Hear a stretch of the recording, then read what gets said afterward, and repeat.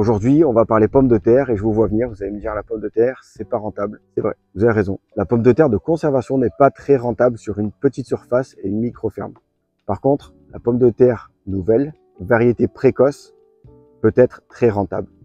Je vous parle de ça dans cette vidéo et je vais vous donner mon itinéraire technique. J'ai oublié de vous dire bienvenue sur la chaîne Le Maraîche Club. On commence tout de suite avec une petite présentation de l'itinéraire technique. Moi, j'utilise la pomme de terre de variété Jeannette. C'est une précoce, 80-90 jours.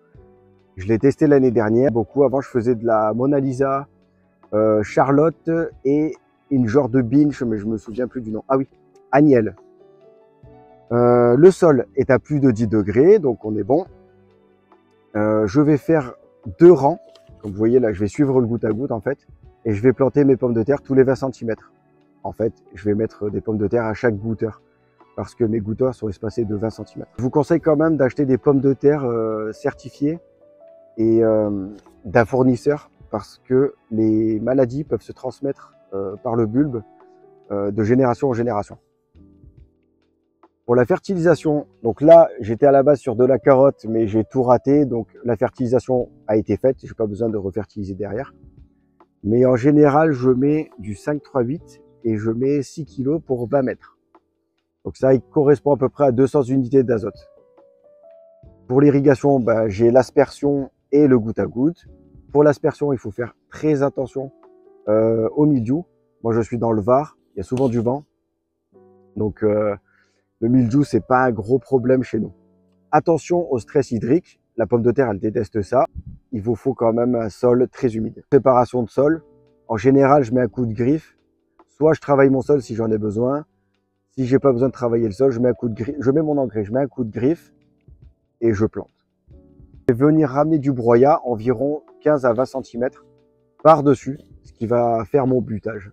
Normalement, j'aurai pas de taches vertes sur les pommes de terre parce qu'avec les 15-20 cm, ça devrait le faire. Et ensuite, le feuillage va faire une genre de canopée.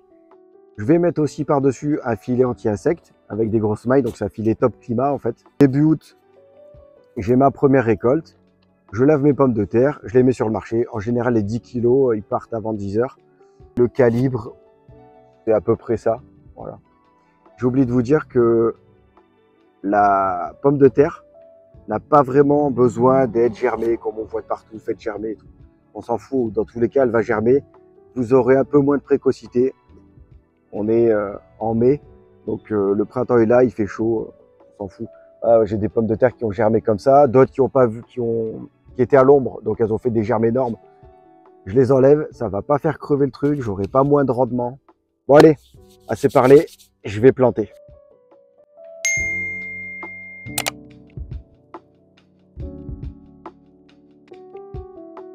Donc ça, c'est ce que je vais mettre sur les planches, 20 cm comme prévu.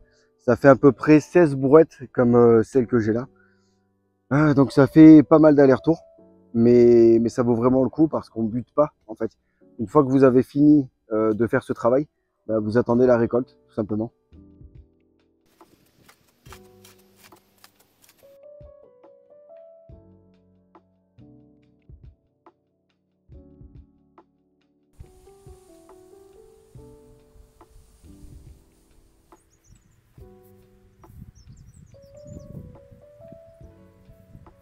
Bon et bien voilà, cette vidéo se termine. J'ai oublié de vous dire que j'ai prévu un rendement de 100 kg sur cette planche. Donc ça nous fait 100 x 4, 400 € de chiffre d'affaires. Je referai une vidéo pour vous montrer exactement le chiffre d'affaires que j'ai fait sur cette planche et combien de pommes de terre j'ai sorti au mètre carré. Si vous avez aimé cette vidéo, abonnez-vous, mettez des j'aime et tout. À bientôt.